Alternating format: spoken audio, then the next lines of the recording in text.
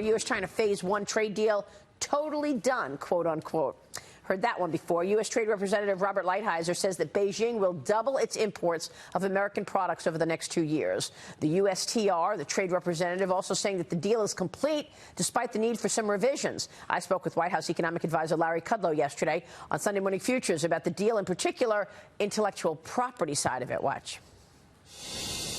Are these new rules that China just put in place basically negating any opportunity for the U.S. to protect its IP? If the Chinese, in granting a license to an American company, okay, if they think that they will mandate technology transfer, or if we open up a joint venture and we don't get fair representation in that joint venture, then those will be violations of this deal, and those will come under the enforcement process. So we will see whether China lives up to its commitments or not.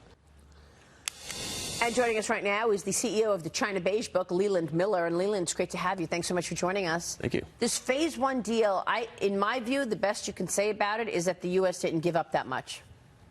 So they cut some tariffs from 15% to 7.5%. There's still tariffs on the remaining Chinese goods, but so they didn't give up that much. But what is your reaction to the China Phase 1 deal? Well, so much of it is a wait and see. So there's some big numbers that are promised. The deal is supposedly done, but it hasn't been papered over completely. So, look, in 2 years, we'll be able to look back and see how much of this the Chinese adhered to. If there's a U.S.-China spat in other battlegrounds like FIDES next year, then are the Chinese going to want to live up to their responsibilities on the trade side?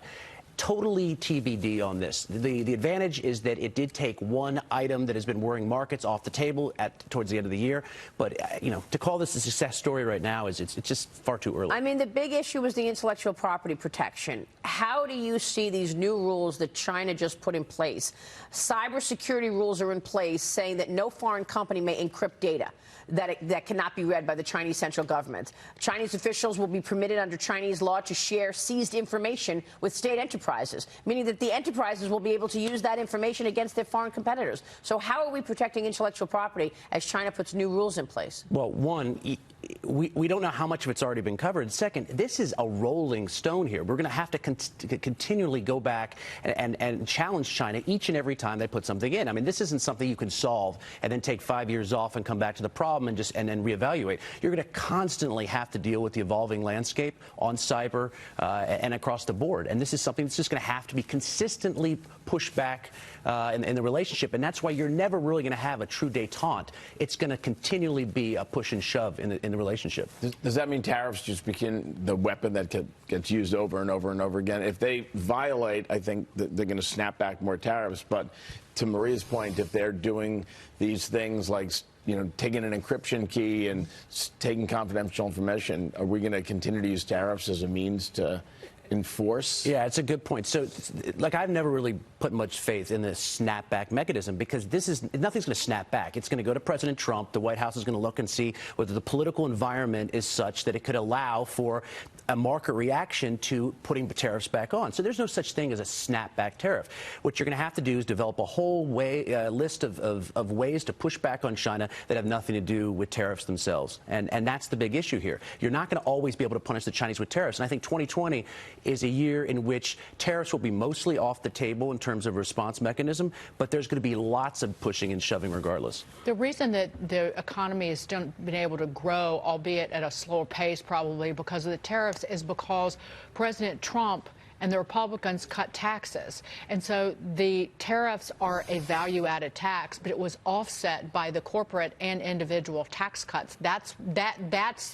It's actually genius economic policy. Rather, you reduce the taxation on work and you increase the taxation on consumption of goods produced in a nation that hates us, that steals from us. Right? Well, yeah. I mean, look, the economic rollout of this thing is clear. We got a big tax bill, which is a lot of ammunition to go after our goals. And then we went after the Chinese on trade. We had built up a large amount of firepower to be able to push the Chinese back against the wall. And that's what the dynamic has been for the past year. Now, at this point, with re-election next year, then the question is, how do you soothe markets? How do you make sure that you're threading the needle here And I think that's going to be the White House's big question mark. Can they thread the needle next year, continue to be tough on China, but at the same time don't bring the trade war back?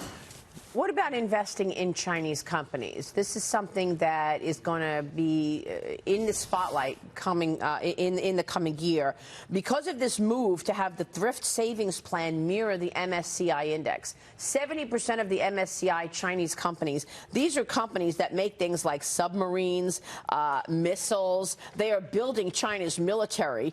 Many of these companies making ballistic missiles, aircraft carriers, submarines, bombers, vehicles of mass destruction. Some of these companies, they're sanctioned. We can't even do business with them, and yet we're going to have our military 401k money investing in them? Right. I think this is going to be a big issue early in 2020. And what the idea here is that, the Thrift Board wants to invest savings of servicemen and government employees in something with higher returns. And so they sort of blindly went into this area where they're investing more in emerging markets and then more in China. But the Chinese companies that are going to be invested in have very strong relationships with the People's Liberation Army and other people we don't want to be doing business with.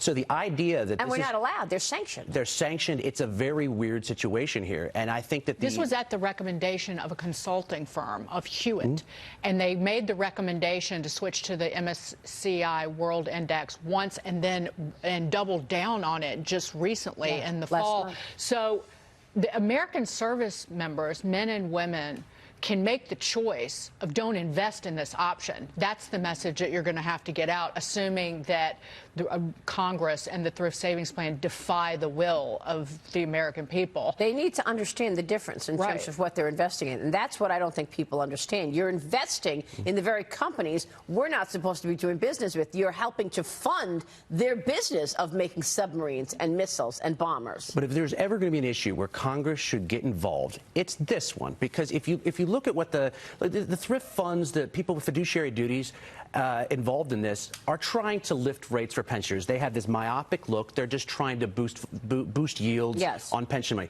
It's probably not their responsibility at the end of the line to be able to fix this. Whose responsibility is it? It's Congress. And there's some very good legislation in Congress that has been going towards addressing this. But I don't think it's an issue that people have been paying attention to because they've been watching tariffs. But I think as we move into 2020, we're going to see less trade. We're going to see more things on the financial side. And that's going to be the real U.S.-China battleground. We'll keep watching that. It's going to be an issue in 2020. And I wonder if there's another lever to pull about academia and how many people we let in from China who are dispersed throughout all of our universities. That's another thing that's been talked about, but the U.S. hasn't really gone there in terms of what they can do to push back on China. The Wall Street Journal has been writing about it, how these researchers, these academics who come here, we're essentially taking taxpayer dollars and funding their research, and then they pick up and take it back to China. Exactly. It's just appalling. Leland, please come back. Love having this discussion with you. Really a smart talk there with Leland Miller.